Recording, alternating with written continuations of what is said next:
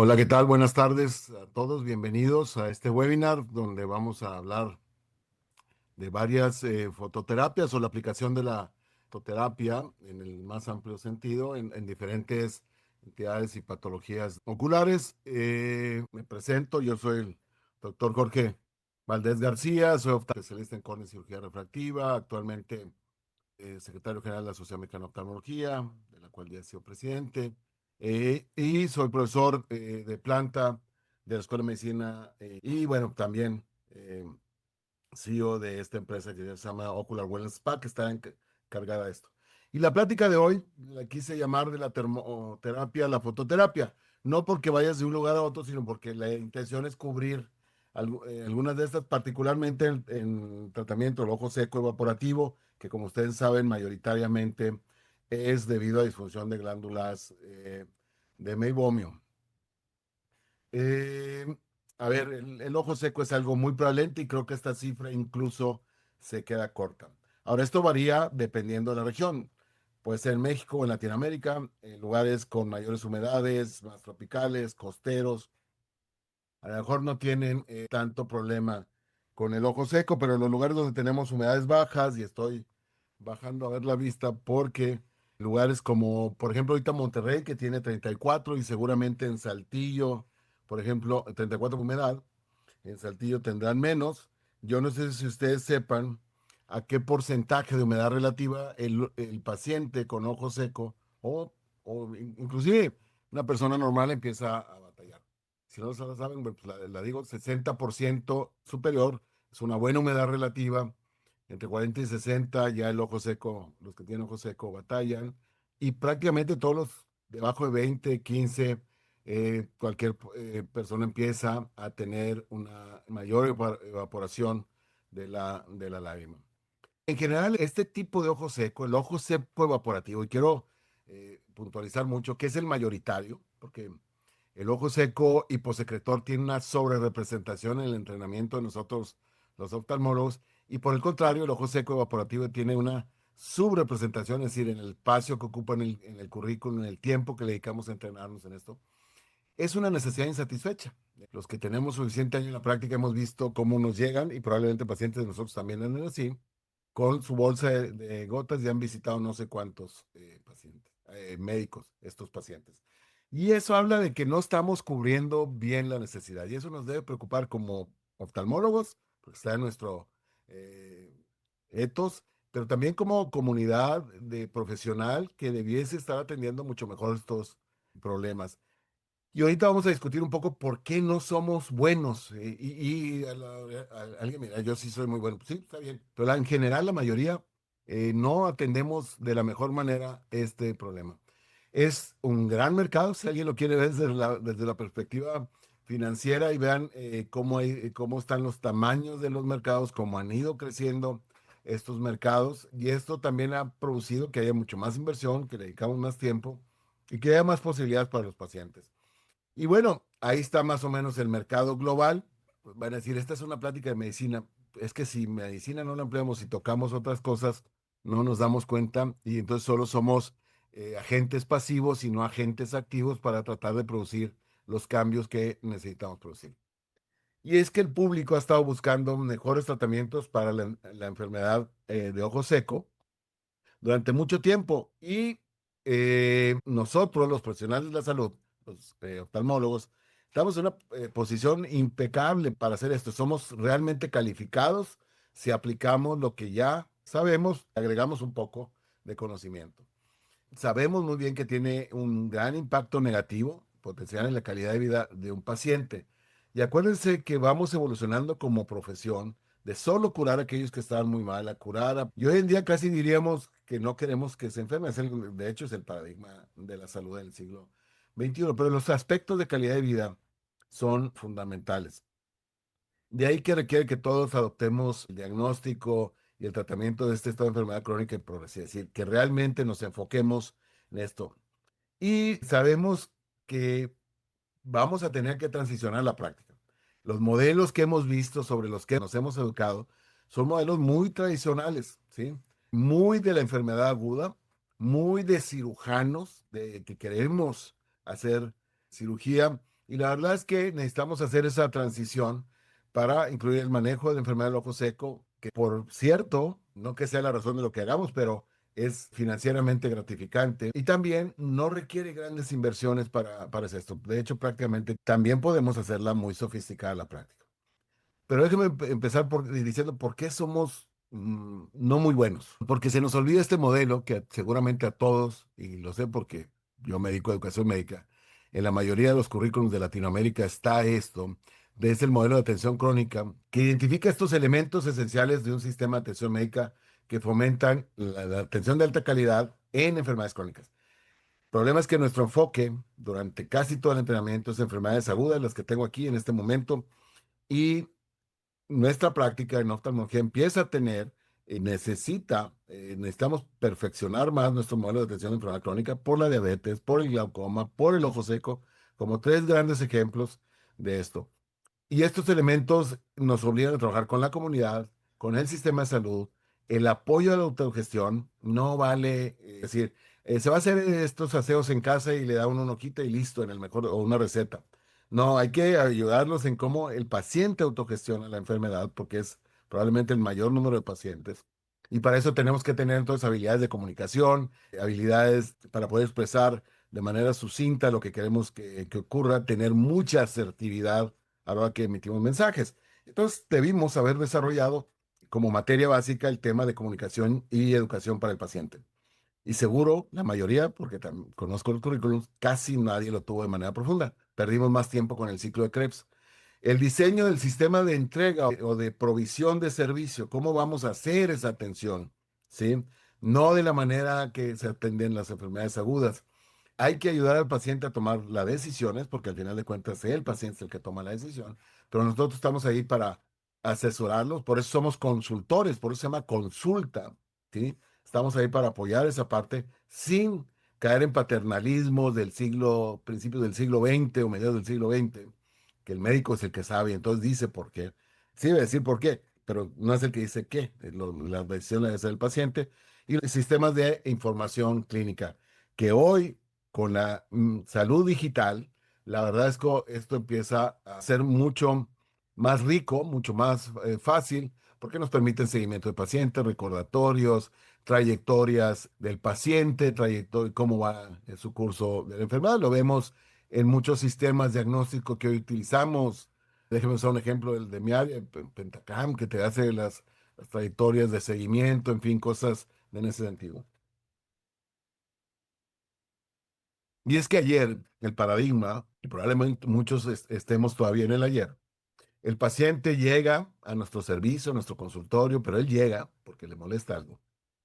Lo tratamos, le prescribimos, le decimos que a tal o cual cosa, lo damos de alta o lo mandamos a su casa y ya está fuera de nuestro radar.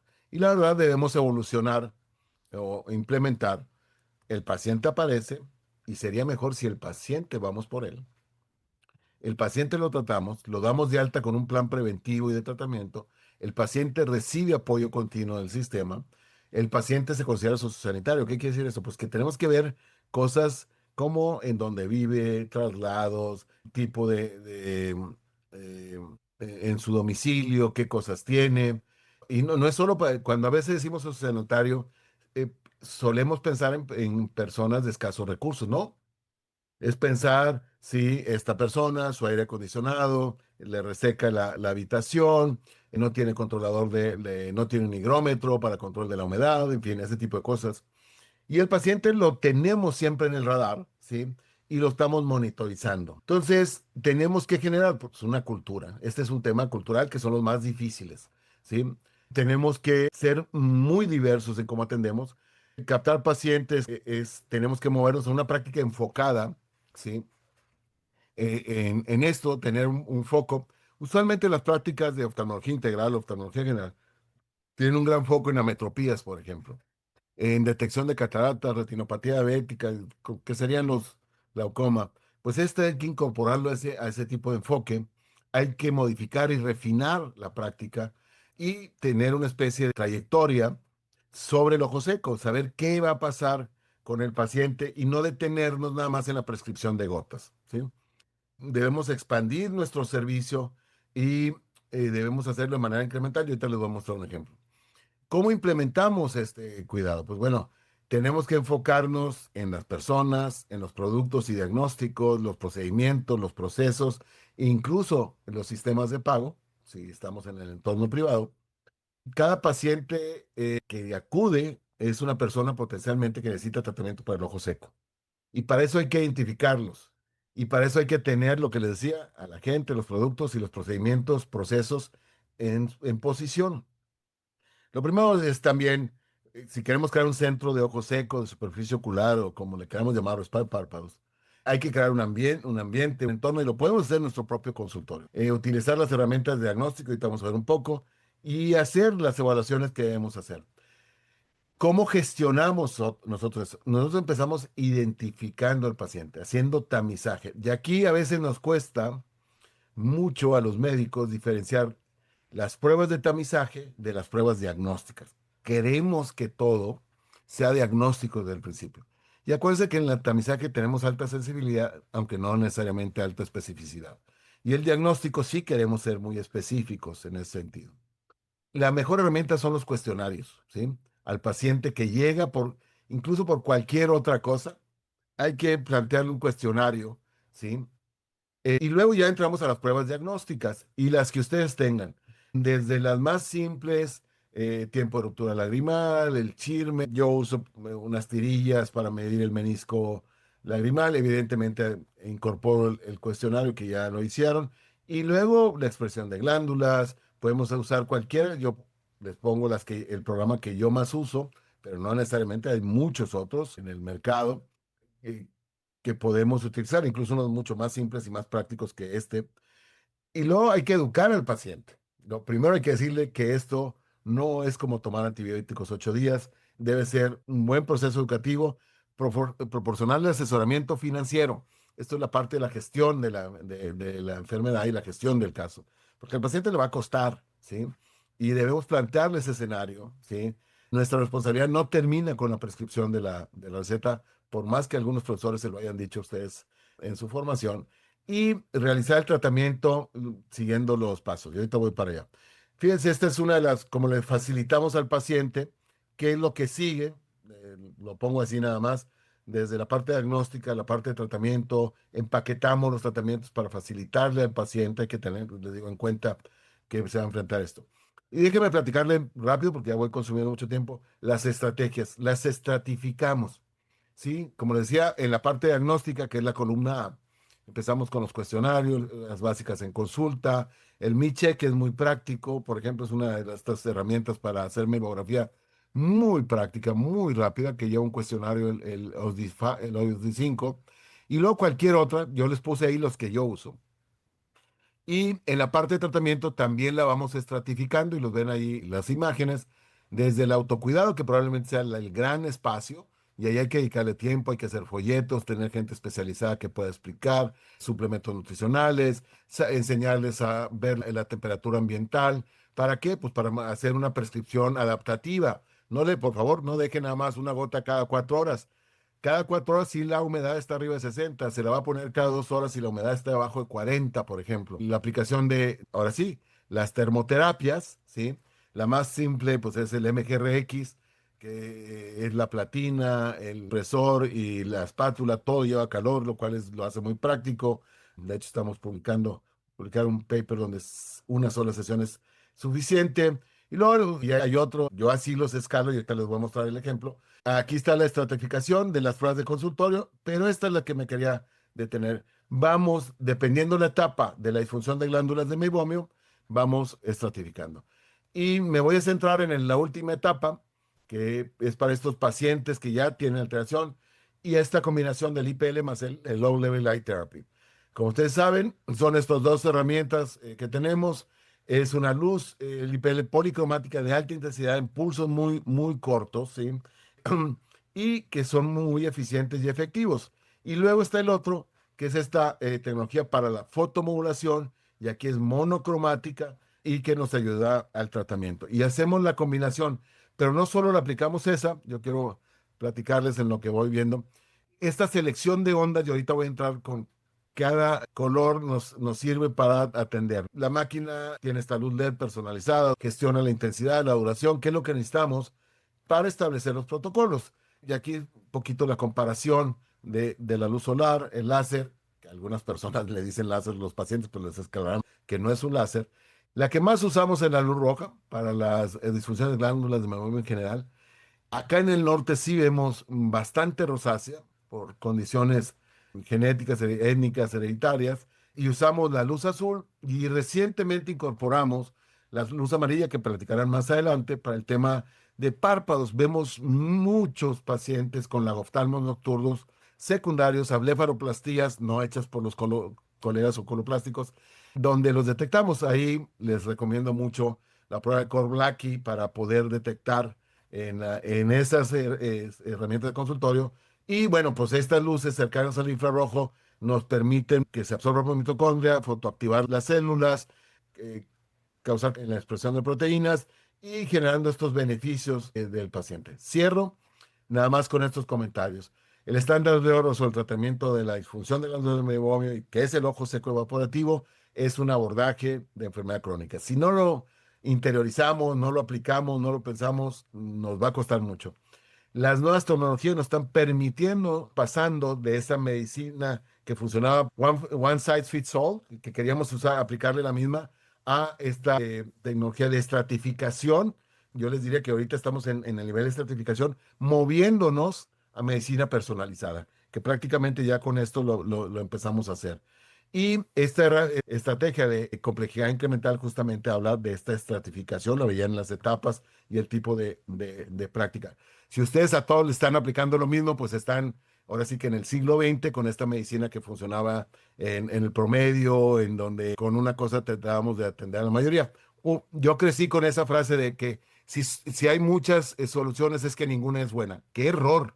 ¿Sí? Si hay muchas soluciones es que las puedo usar para estratificar e inclusive alcanzar a personalizar. Y importantísimo, la educación del paciente. Pues no me resta más que agradecerles y ahí estamos a la orden si quieren conocer más un poco de este modelo. Muy enlightening esta presentación. Yo soy oculoplástica y vivo en la Ciudad de México y llegan, la verdad es que muchos pacientes con ojo seco y yo creo que siento la misma frustración que sienten ustedes con un paciente, como con los pacientes con lagrimeo, que no saben ni por dónde empezar ni por dónde acabar. Y me encanta esto que hiciste de estratificarlos como en niveles de severidad. Sin duda alguna frustra mucho ese paciente que llega con 1000 bolsas de 1000 gotas que llevan poniéndose 1000 años. Tengo muchas preguntas, pero si quieres, las dejamos al final. Vamos con el doctor Antolín para seguir con el segundo tema, ir avanzando y ahorita ya nos centramos un poquito en las preguntas. Sí, acá estamos. Bueno, doctora, Bienvenido, adelante. muchas gracias.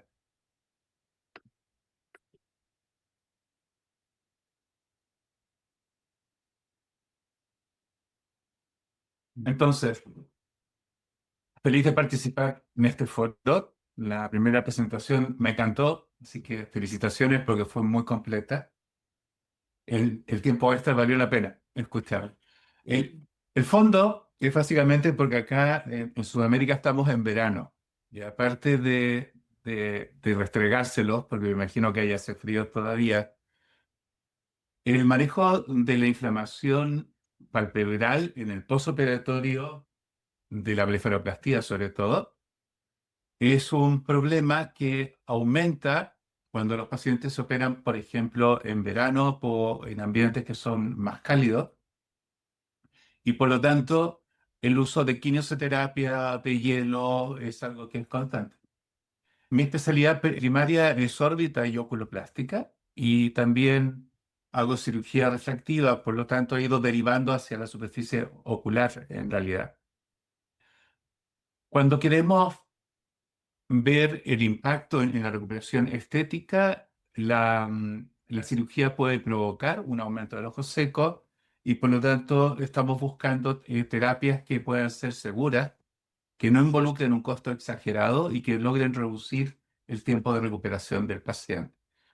La fotobiomodulación se realiza con luz no ionizante de baja potencia, sin efecto. La acción va a ser específicamente sobre las mitocondrias y en general sobre el citocromo C, que es lo que está hoy día demostrado. lo que va a provocar es un aumento del ATP y del óxido nítrico con una modulación de las citoquinas y de los factores de inflamación. Cuando queremos actuar sobre la cicatrización palpebral, debemos pensar en cómo cicatriza la piel y sobre todo el párpado. Hay un periodo que se caracteriza por vasoconstricción, que es una hemostasia que va a durar entre 0 y 24 horas, una fase inflamatoria que va a durar entre 1 y 4 días, una fase proliferativa en que hay aumento de las células, principalmente de fibroblastos, y formación de tejido de granulación que dura entre 4 y 21 días, y una fase de remodelación que puede durar entre 3 semanas y hasta 6 meses o incluso más. El párpado es una piel delgada con una menor tensión y que repigmentiza en forma rápida. Sin embargo, el proceso de cicatrización va a ser largo. Cuando actuamos sobre un tejido con luz, tenemos que tener claro esta curva, que es la de Anschutz. O sea, parte de la dosis que vamos a utilizar, si es subumbral, no va a tener ningún efecto fisiológico. Si en cambio está dentro de la ventana que estimula, vamos a tener un efecto bioestimulante. En cambio, si la cantidad de energía que aplicamos es demasiado alta, se va a producir una saturación metabólica y una inhibición progresiva. Lo que necesitamos, por lo tanto, es que lo que hagamos se mantenga en esta zona de bioestimulación. Esto nos lleva a que tenemos que tener pautas de dosificación de la bioestimulación sobre la piel del párpado, que no es igual que la piel del resto del cuerpo. La mayor parte de los trabajos que hay de bioestimulación han sido realizados por dentistas bimaxilofaciales, algunos por plásticos en la cicatrización en general, pero hay relativamente muy pocos que sean específicos del párpado. Si vemos la penetración de las diferentes longitudes de onda, podemos ver de nuevo que la que va a tener más penetración son las longitudes de onda más largas, en este caso cerca del infrarrojo, y va a tener una buena penetración, sobre todo en la piel del párpado, el amarillo y el rojo. Los efectos fisiológicos están más demostrados para la luz roja, LED roja, que para la amarilla. Esto es un poco lo mismo. Y acá vemos cómo la mitocondria va a exponer básicamente el citocromo C, que es donde va a actuar la luz. La luz LED, por lo tanto, es una fuente de estado sólido que es monocromática de espectro angosto, no es coherente y es divergente, va a emitir luz en múltiples direcciones. La divergencia típica es de 20 a 120 grados. ¿Por qué es importante esto? Porque la distancia de la fuente lumínica es muy importante. Entonces no es lo mismo que la fuente esté a 5 centímetros, a 10, a 15, a 20 o a 30. Se puede convertir la energía eléctrica de luz de manera efectiva. Va a haber menos producción de calor y el brillo y el calor son ajustables. Los LED tienen una larga vida útil y por lo general permiten un uso de miles de horas. El equipo que estamos utilizando, que es el que ya se expresó también el doctor Valdés, es el iLight, pero en este caso vamos a usar las máscaras rojas y amarillas. Y hicimos un pequeño protocolo que estamos ampliando ahora, que es básicamente 20 ojos, 10 pacientes con máscara roja y amarilla, con una irradiancia para la máscara roja, que es la que da el equipo de 35 miliwatts por centímetro cuadrado, y para la amarilla de 30 miliwatts por centímetro cuadrado. Controlamos el OCT, el TIVOT y el OCCDI previo a la cirugía y luego de nuevo a los 3 y a los 6 meses. En todos los casos, los pacientes fueron evaluados por una tecnóloga médica y además el tratamiento fue aplicado por el médico o por la tecnóloga médica. Para medir el efecto sobre la cicatrización usamos la escala de Vancouver. ¿Y cuáles son los resultados? Esto es el preoperatorio. Esta paciente vemos para las 2 semanas en que hay una pequeña diferencia, sobre todo en el edema y en la equimosis más marcada en el ojo izquierdo. Y efectivamente el tratamiento acá fue en el lado derecho, hay una menor incidencia de inflamación. Y al mes estas diferencias van disminuyendo. esta paciente, el preoperatorio, a los 7 días después del tratamiento con luces y a los 30 días. Y podemos ver cómo hay más equimosis en el lado derecho, en este caso, hay menos equimosis en el lado izquierdo. Sin embargo, a los 30 días, la forma y el tamaño de las cicatrices nos muestra una gran diferencia. De nuevo, esta paciente presentó, no tenía signos de ojo seco, tenía un cuestionario OSDI normal en el preoperatorio. Sin embargo, fíjense en la fotofobia que presenta en el postoperatorio inmediato. Esto no es porque los párpados hayan quedado más caídos, es que la paciente no toleraba la luz, tuvo un ojo seco evaporativo muy importante. La razón de esto, la paciente está con un tratamiento psiquiátrico por depresión endógena, o sea, reactiva, perdón, y no lo dijo en el preoperatorio. Por lo tanto, esto agravó el ojo seco en el postoperatorio.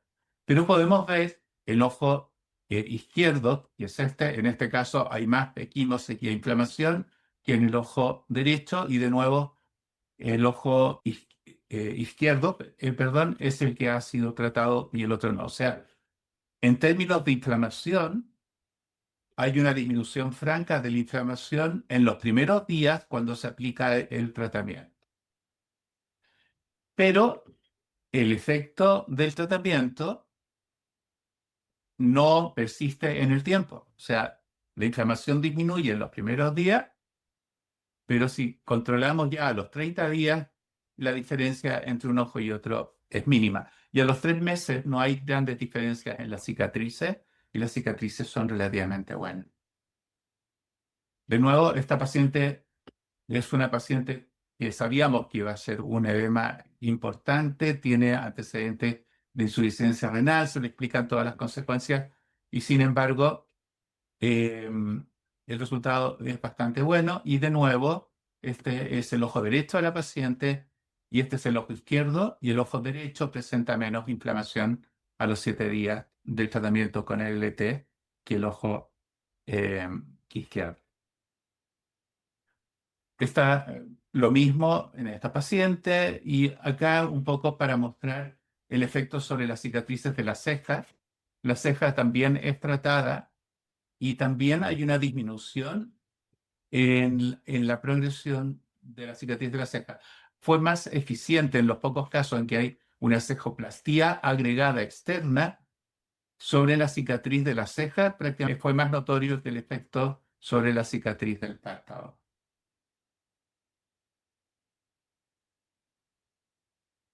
En términos del OCT, el OCT post-tratamiento fue normal y sin cambios en todos los pacientes. Esto lo hicimos para comprobar si podía el tratamiento con luces en el postoperatorio causar algún tipo de cambio en la mácula, y claramente no. No hubo ningún cambio en la mácula. Y el NIWUD tampoco hubo cambios importantes. De hecho, hay un par de pacientes que incluso empeoró en el postoperatorio. Y lo que sí vimos fue una resolución más precaz del edema con una menor duración de la equimosis y una seguridad ocular confirmada por falta de daño registrado en el OCT. Estos son un poco los cambios en cada uno de los pacientes, pero vemos que en todos los pacientes tienden a igualarse el ojo tratado y el ojo no tratado al cabo de los 3 meses. La mayor parte de los pacientes son prácticamente iguales a los 3 meses. Entonces, la LT es segura y bien tolerada. La fotobiomodulación con el equipo de iLight es segura y bien tolerada. Mejora la inflamación precoz, por lo menos con el protocolo que nosotros utilizamos, que es el que está recomendando el fabricante, que es a 24 horas de operado y a los 4 días como máximo. Sin embargo, requiere una mayor muestra. Y podemos discutir, si quieren, más adelante por qué los efectos son tan localizados sobre la inflamación. Y estos son mi correo y el WhatsApp por si quisieran en algún momento comunicarse o tienen alguna consulta. Estoy abierto a poder contestarla. Y gracias por la atención. Muchas gracias, Doc. A Ahora, ustedes. yo soy oculoplástica, ya nos metimos más en el terreno que me gusta. Tengo mi lista de preguntas que vamos a hacer más adelante, O pero sea que no. nos podemos quedar conversando de eso. Exacto, me parece súper interesante. La verdad es que la utilidad que se le puede dar como en múltiples subespecialidades a una misma máscara, nada más con distintas longitudes, con distintos tipos de luces. Pero bueno, ya no me voy a meter todavía más adelante si quiere. Hacemos un par de preguntas. ¿Cómo estás? Muy bien, ¿y tú? Bien, muy bien. Buenas noches a todos. Antes que nada, pues muchas gracias, Sharon, al equipo de FBI por la invitación. Para mí, la verdad, es motivo de orgullo estar en un webinar con el doctor Jorge Valdés y Antolín Lozada, que son pues referentes de sus especialidades y en verdad, muchas gracias por esta invitación. Como hemos visto a lo largo de la tarde, la fotobiomodulación va a tener diferentes interacciones con los tejidos según un poco el setting, es decir, la modulación misma de la luz. Y esto implica que al final del día hay una interacción de la energía lumínica con estructuras moleculares específicas de cada tejido. Y en este caso les voy a hablar un poco lo que se está haciendo a nivel de retina con la terapia de luz modulada de bajo nivel, conocida como fotobiomodulación, y principalmente la evidencia que se ha generado al respecto en degeneración macular relacionada con la edad de tipo seca. Prácticamente vamos a ver un poquito la introducción enfocada en segmento posterior, recordar algunos de los principios de la degeneración macular, en qué consisten las terapias y principalmente enfocarnos en la evidencia clínica y los resultados hasta ahorita y lo que estamos haciendo a nivel nacional. Y ya nos dieron un panorama bastante completo del uso de la tecnología. Recordar que, como nos mencionaba el doctor Valdés, no es un láser. Recordar que respecto a la luz difusa de fuentes de energía, como pueden ser el mismo sol y luces donde la energía está mezclada en las longitudes de onda y la intensidad pues va a variar según la fuente. La luz modulada reúne algunas de las características, principalmente la misma longitud de onda y la frecuencia que le va a dar la intensidad a esta energía. A diferencia del láser, le falta las propiedades de ser coherente y colimada, por lo que no tiene energía focalizada en un punto, sino que la misma energía modulada implica que es dispersión, por eso las fuentes, como lo han visto en los videos, pero la interacción específica con moléculas. Y esto, los equipos usualmente oscilan en una regulación que va un poquito más allá del espectro visual, es decir, que se va un poquito al infrarrojo y que puede tener terapias con luz no perceptible, pero principalmente estamos hablando de luz que se maneja en el espectro visual. Ahora, ¿qué pasa en retina? Al igual como ya nos explicaron, la interacción de la luz tiene que ver principalmente con enzimas transmembrana de las mitocondrias y a nivel principalmente del epitelio pigmento de la retina, que sabemos que es la base, el sustento tanto físico, anatómico, como funcional, metabólico de la retina. El activar la producción de energía a nivel intracelular va a hacer que las células regulen de manera más eficiente sus procesos metabólicos, que es principalmente, como sabemos, el procesamiento de todos los materiales de desecho metabólico de la fototransducción, que son la lipofuscina y otro tipo de derivados que el epitelio pigmentado hace, procesa y al final del día saca de la retina. Cuando la célula, por cuestiones de desbalance en la capacidad de procesamiento metabólico y el estrés oxidativo que generan estos depósitos, se genera la degeneración macular. Entonces, al realmente estar activando los procesos de generación de energía intracelular, se van a desencadenar algunos otros mecanismos que estamos empezando a estudiar desde el punto de vista clínico y que se demostraron hace unos años en ciencias básicas, porque esta activación enzimática y de ATP también va a activar algunas vías celulares que tienen que ver ya con vías asociadas a factores de crecimiento y a enzimas que repito, hacen más eficiente el metabolismo.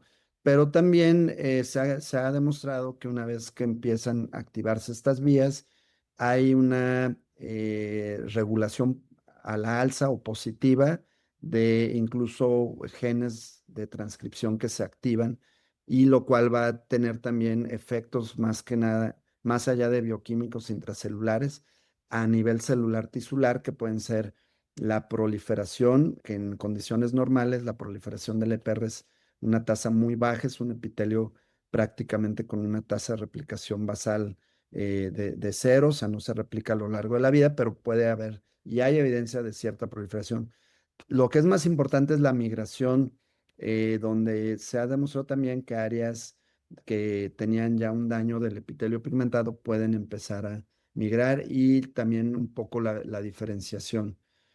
Como ya se les mencionó a lo largo de las otras dos charlas, no es cualquier luz, son luces que se han estudiado para que tengan un efecto específico en la célula o el tejido diana, y aquí fue que se empezó a investigar desde hace ya más de 6 7 años también en retina.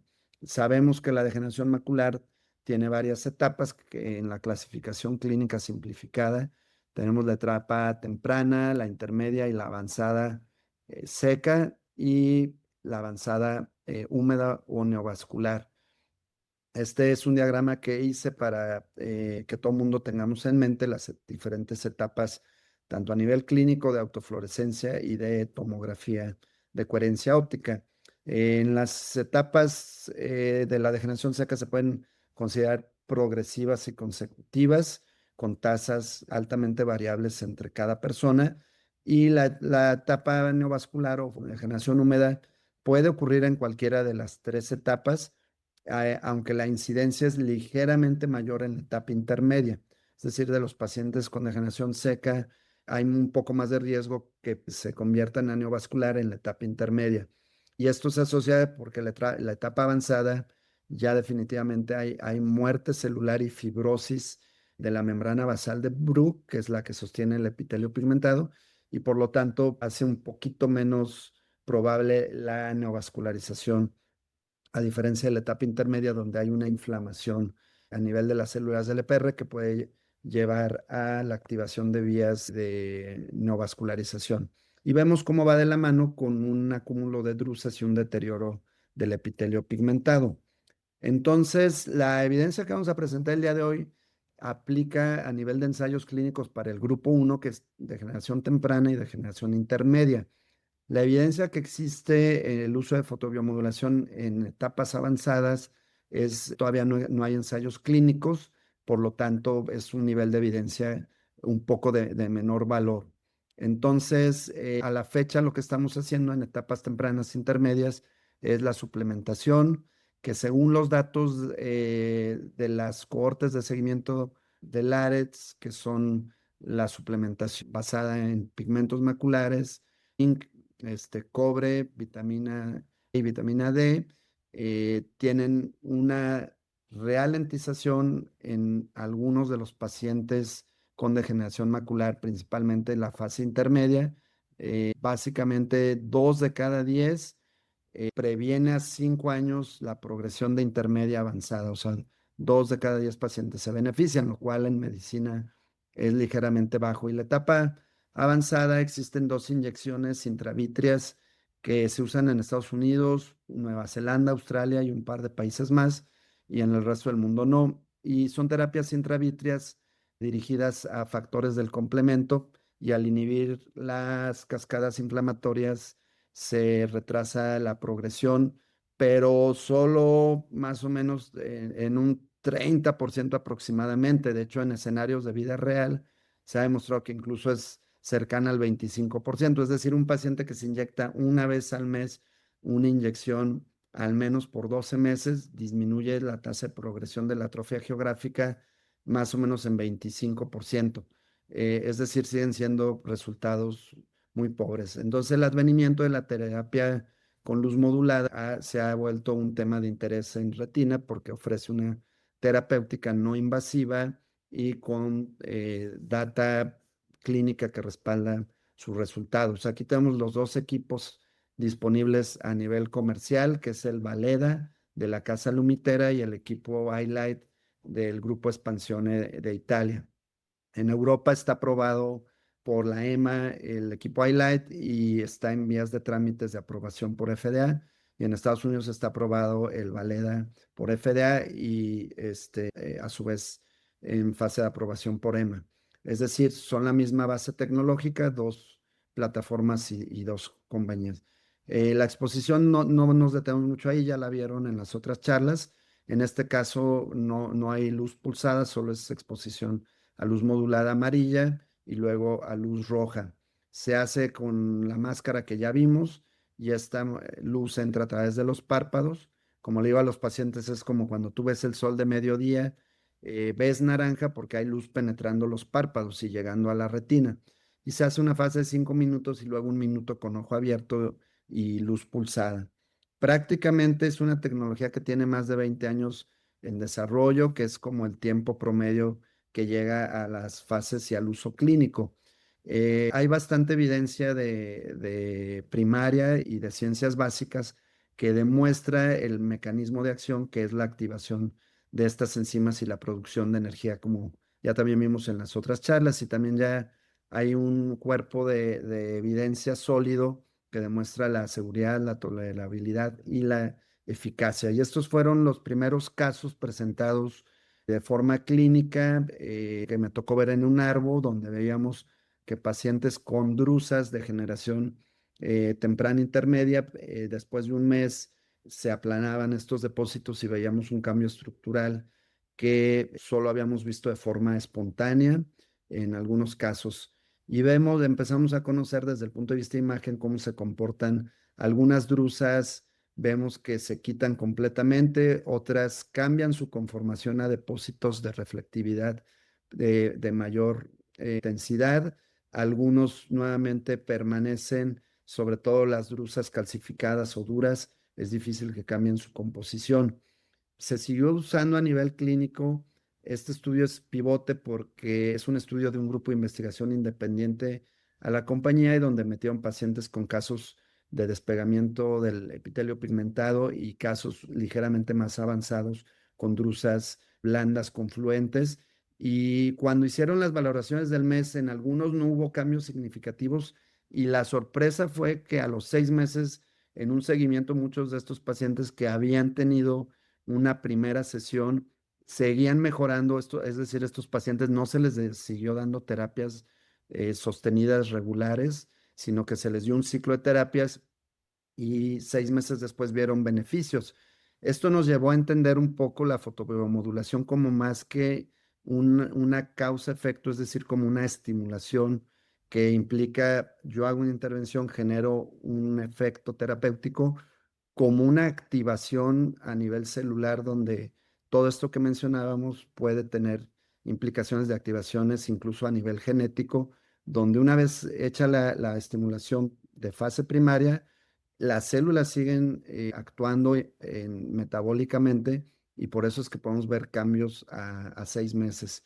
Y una vez que se tenía esa data, se pasó a la fase de ensayos clínicos. Este es el ensayo clínico con el equipo Valeda, donde se hizo un multicéntrico con más de 10 centros en Estados Unidos, incluyendo la Sionista de Nueva York, UCLA y otras clínicas muy prestigiadas y David Boyer como primer autor y el grupo de Tedford, que son de los retinos más serios que hay en Estados Unidos, hicieron este ensayo clínico donde vieron nuevamente los beneficios estructurales de la fotobiomodulación y por otro lado el grupo control con luz sin modulación, como muchos de los casos siguieron la historia natural, que es pues la progresión. Por eso concluye este ensayo clínico que la fotobiomodulación mejora a nivel anatómico la estructura en degeneración intermedia, repito. Y tenemos la contraparte, Lightwave, que es el ensayo clínico también multicéntrico en Europa y que es importante mencionar que incluyó centros de Turquía, donde las características de población en términos de pigmentación son más parecidas a las latinas y prácticamente se presentan en Euretina los resultados ya finales y el corte a 6 meses También es alentador porque nuevamente en la gráfica de la derecha vemos cómo el volumen de drusas tuvo una diferencia estadísticamente significativa respecto al basal e incluso una mejoría en función visual que es altamente discutida porque las diferencias significativas son aproximadamente de 2 a 4 letras. Para todos los que no estén familiarizados con la cartilla TDRS, 2 a 4 letras es más o menos como si dijéramos 3 octotipos de una Snell en 3D5. Entonces hay personas muy serias también, retinólogos en todo el mundo, que cuestionan un poquito el impacto funcional real de cambiar 3, 4 letras de TDRS. Sin embargo, tanto en ensayos clínicos de inyecciones intravítreas, más o menos es un poquito lo que se considera mejoría significativa. Y ya para terminar, lo que estamos haciendo en México es una corte prospectiva a 2 años con un año de reclutamiento y un año de seguimiento a toda la muestra, con 4 centros, incluyendo Ciudad de México, Querétaro, Aguascalientes y yo en Guadalajara. Prácticamente estamos haciendo el grupo 1, que es exactamente el mismo perfil de pacientes de los ensayos clínicos en Estados Unidos y Europa con degeneración intermedia temprana. Estamos integrando pacientes de enfermedad avanzada siempre y cuando tengan una visión funcional medible por ETDRS, es decir, mejor o igual a 20/400. E incluso incluimos un grupo que puede ser muy controversial en el mundo de retina, porque estamos integrando pacientes que tienen degeneración neovascular en un ojo y seca en el otro con criterios. El protocolo es exactamente igual al ensayo clínico, dos periodos, 8 sesiones basales, 6 a los 6 meses y 5 visitas protocolizadas con mediciones estructurales y funcionales. Prácticamente en mi centro llevamos 32 pacientes, ya 18 con seguimiento de 6 meses y a mí no me gusta hablar sin análisis más formales. Les puedo decir que ahorita en la discusión podríamos tocar algunos de los resultados y pues nada más que agradecer su atención y nuevamente la invitación a este webinar. Muchas gracias, Axel. A ver, aquí me pongo carita. Muchas gracias a todos. Hay una pregunta en el chat, si quieren la hago, creo que es para Jorge. Jorge, preguntan, ¿qué medidas toman pacientes que posterior a sesiones por ojo seco o blefaritis presentan ojo rojo, dolor o exacerbación de los síntomas? Uno, sí hemos tenido, es bastante raro que se produzca. Y usualmente son pacientes que ya traían una blefaritis muy avanzada, incluso a veces con orzuelo. En realidad hemos tenido muy pocos. Ahora, no alcancé a explicar, nosotros hacemos, eh, nunca aplicamos ni la fototerapia y PL más Low Level Light Therapy solos. Siempre hacemos el tema de, bueno, la aplicamos y luego hacemos la debridación del borde palpebral, quitar todo el biofilm y todo lo que está acumulado, y luego la expresión de las glándulas. Ahí sí, cuando hay pacientes que traen ya los suelo en formación, bastante paz, bueno, puede molestarles. Ahora, en paralelo, aunque no me gusta usar esteroides en blefaritis, me acuerdo un antiguo maestro canadiense lo dijo en esta última emisión del ESCARS en Copenhague. El momento que le das esteroide a un paciente no se vuelve a sentir igual de bien después. Entonces se vuelven, y tengo casos dramáticos de que abuso de esteroides, pero le damos tratamiento desinflamatorios, el tema de lubricantes, vamos midiendo otras cosas. No nos apoyamos nada más en esto. E inclusive a veces algunos pacientes, pues poco de desinflamatorio, vía oral, sistémico, también eso ayuda a mejorar. Ahora, se hace el procedimiento y nosotros ponemos frío al final. También hacemos esta terapia de frío justamente para que el paciente se sienta mucho más cómodo en en ese sentido. O sea, el proceso de calor, frío. Digo, por ahí hay una máquina también muy buena que hace ciclos, es termocicladora, ustedes la conocen, la de Haber, que justamente usa el frío para esta parte, pero nosotros lo hacemos al final le aplicamos el frío directamente. Esto disminuye mucho los síntomas y las molestias posteriores. Ok. Hay otra pregunta, pero antes de pasar a esa pregunta, quiero tratar yo de aterrizar un poquito, como tratar de resumir entre todos. Tengo un par de preguntas y ahorita ya seguimos con el tema del Valeda, que me parece interesante. Me encantaría que cada uno de ustedes nos explique cuál es su target de paciente, o sea, cuál es su paciente ideal que va a responder bien a este tipo de tratamientos. No sé, un paciente con es particularmente disfunción de glándulas de meiomio, o ojo seco evaporativo, o el doctor Antolín, un paciente de blefaroplastia normal, o quizás pacientes con pieles de Fitzpatrick más altas o más bajas. Axel, ¿has visto algo, por ejemplo, como preventivo, pacientes con antecedentes familiares más no inicios de sintomatología? ¿Cuál es el paciente ideal que va a responder bien a este tipo de tratamientos, que es la fotobiomodulación junto con el IP, con el light? O sea, En mi caso, digo, yo me dedico a córnea, superficie sí, sí. exclusivamente, y cirugía refractiva. A ver, es ojo seco evaporativo, porque el 95, y creo que a veces me quedo corto, por ciento de los pacientes con ojo seco evaporativo tienen disfunción de glándulas de Meibomian. ¿Y Ok. cuál le va muy bien? Pues el grado 2 3 incluso 4. 4 ya es más difícil. Eh, en, vamos a decir, de edades medias, es que ahora soy muy sensible, desde que soy sesentero, digo edades medias, para no decir mayores otros, Gente joven, gente pero joven. mujer aparte con los temas hormonales, entonces si le juntas esas dos, pues y es una gran población de pacientes. Y a últimas fechas, con esto amarillo, y como tengo los oculoplásticos, pero no son de ellos, fíjate, vienen con ellos. eh, Sí. y Monterrey es una ciudad donde se hace mucha cirugía plástica de párpados. Pues estamos cada vez detectando que muchas de estas, y con esto ya termino, eh, tienen lagoftarnos nocturnos. Si no se sabe la prueba de Korb-Blackie, ahorita en lo que estoy hablando, pero a veces los oftalmólogos, como somos un poquito arrogantes con respecto a la optometría, pero esta alimentaron Korb, que es el que hace el diseño para la expresión de glándulas, y Blackie, que es muy fácil, en lugar de andarle diciendo que es como yo lo aprendí. Tómese la foto en la noche a ver si se queda con los ojos entreabiertos. Ese es de consultorio y es con una lamparita y es súper rápida. Sí. Ok. Doctora Antolín, ¿quiere contarnos un poquito de cuál es el paciente ideal para este láser en su caso? Sí, los pacientes que tienen ojo seco evaporativo, con o sin disfunción palpebral, yo creo que los criterios son los mismos del doctor Valdés, no hay mucho cambio. O sea, básicamente estos son pacientes que deben tener alterada la arquitectura de las glándulas de Meibomian, pero no tener tan alterada la arquitectura, por ejemplo, una disfunción grado 4, porque es más probable que no responda.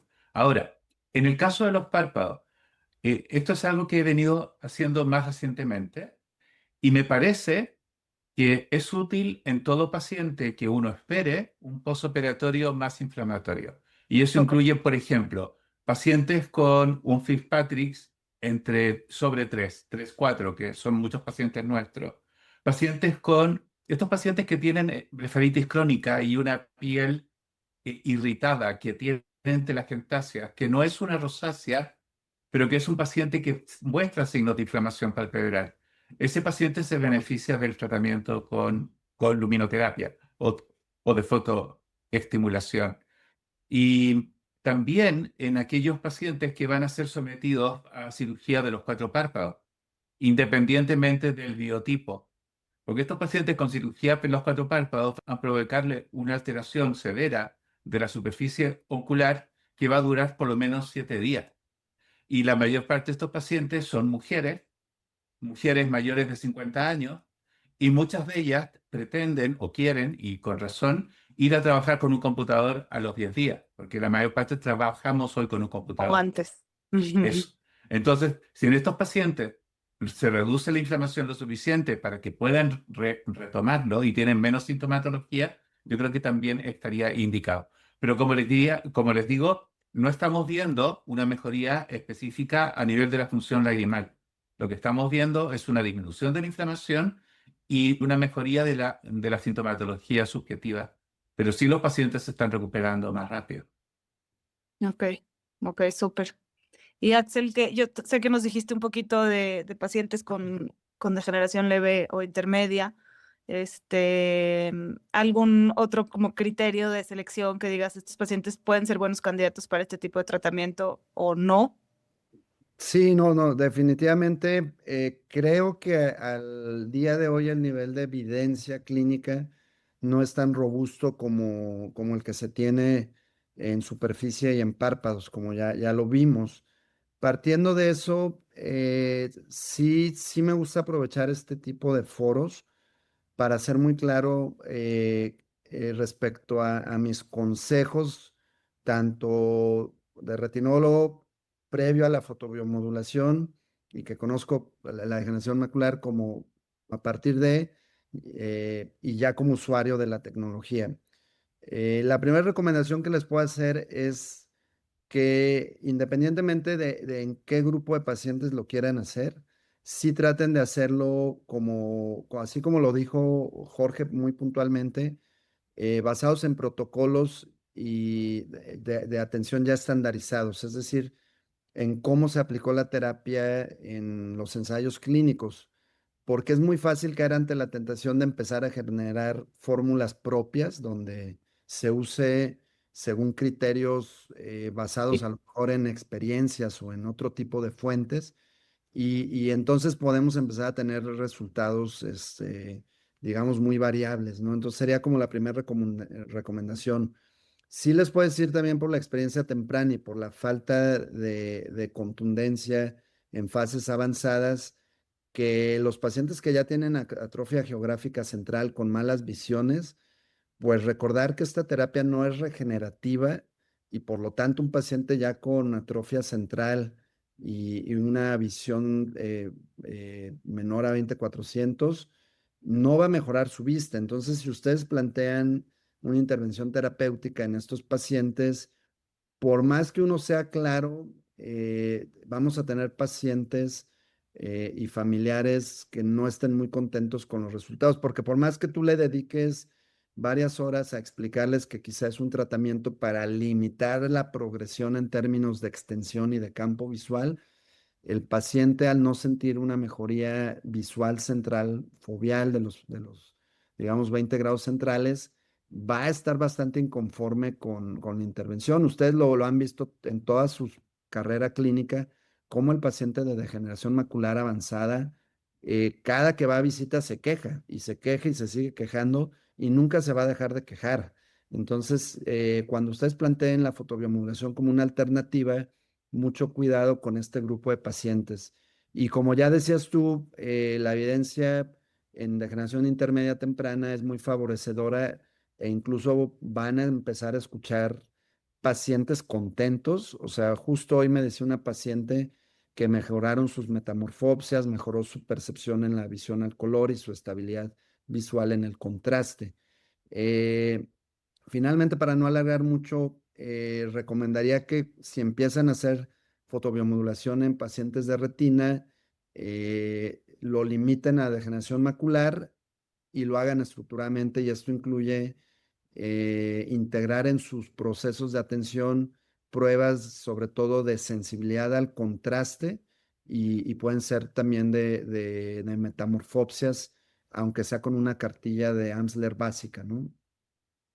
Ok, súper. No, y aparte es un procedimiento que es cero invasivo. Entonces, entre estar inyectando una vez al mes a poner una máscara de fotobiomodulación, creo que la elección es sencilla, aunque el beneficio no sea el mismo, pero creo que es una gran opción que tenemos y que tenemos que empezar a usar más y a estudiar más, porque es cero invasivo. Quédate aquí, Axel, no te vayas, porque una de las preguntas es para ti.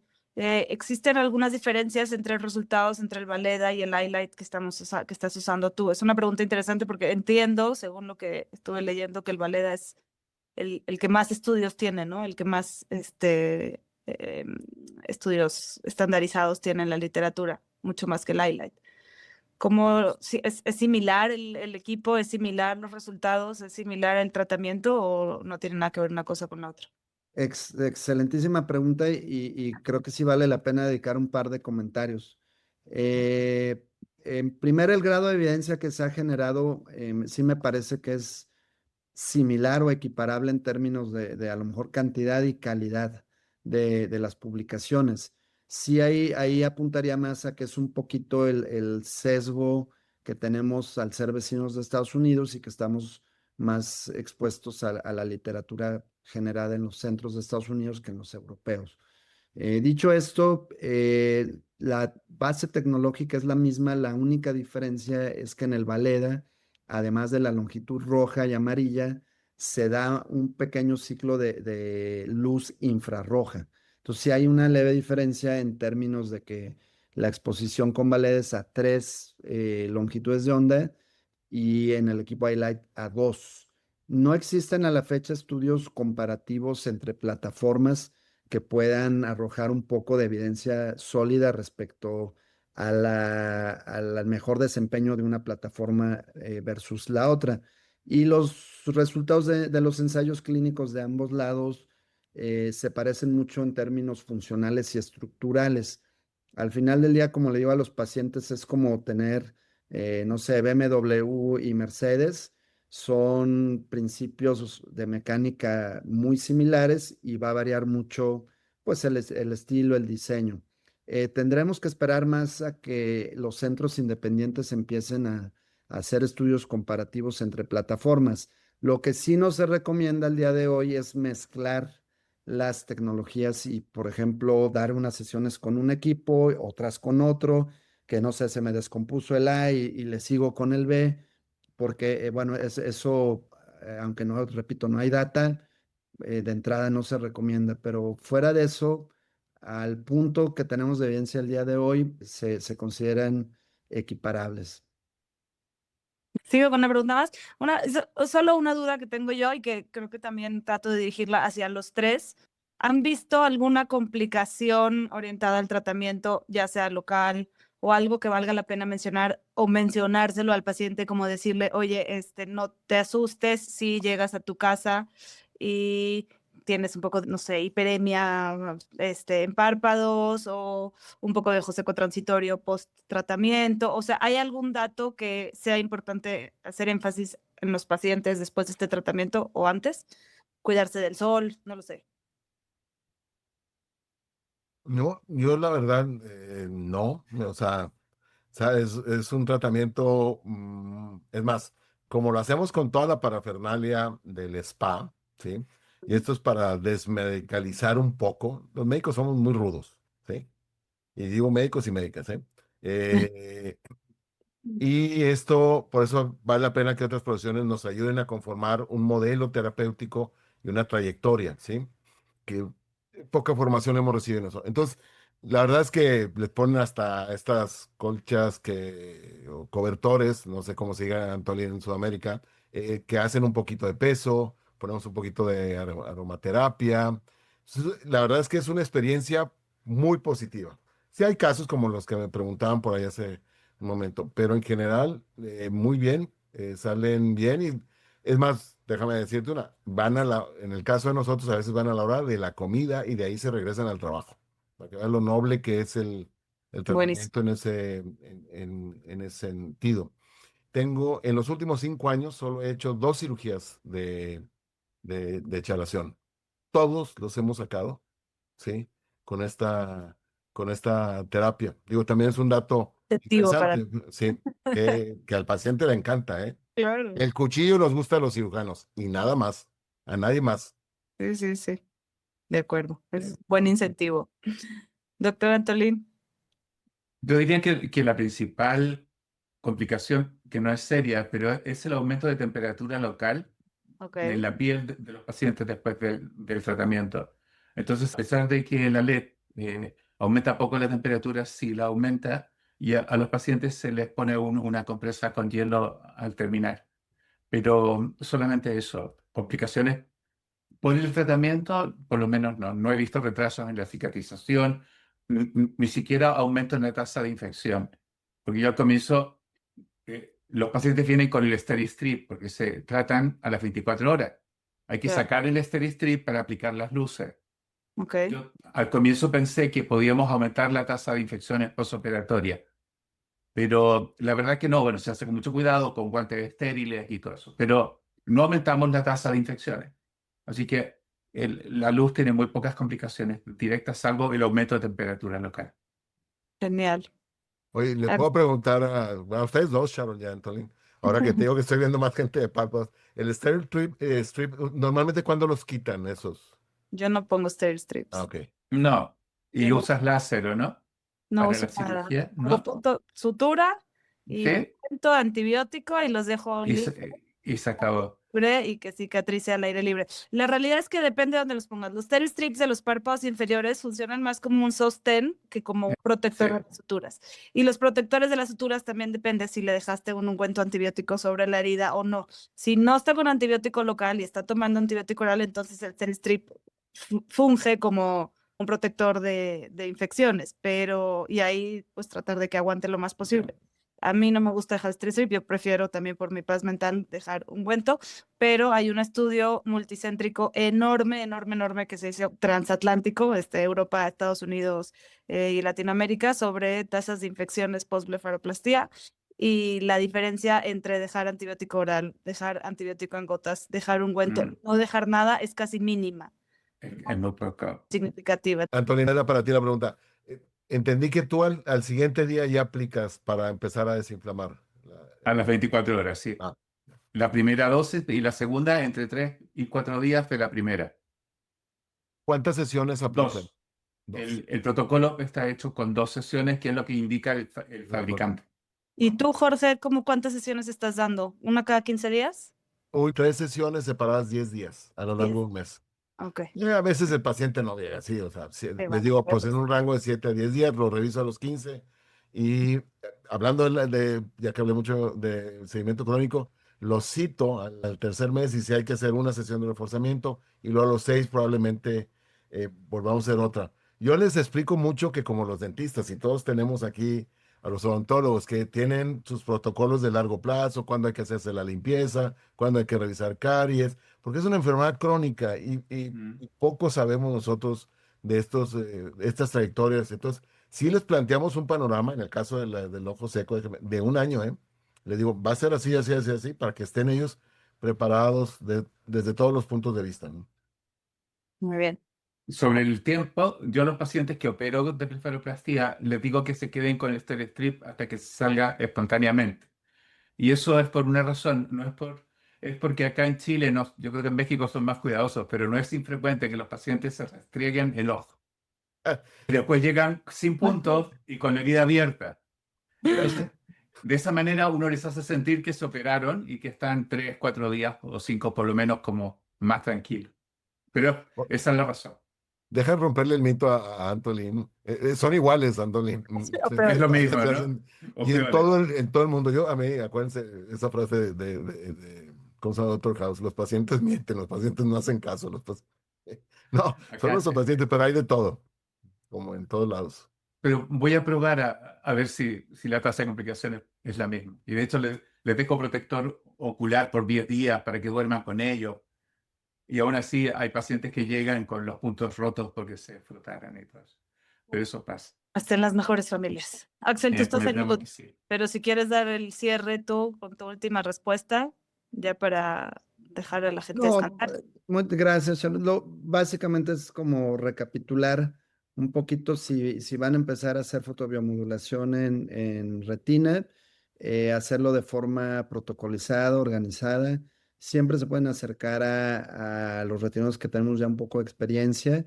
Hay que tratar de hacerlo así porque los resultados todavía pues son limitados, aunque prometedores.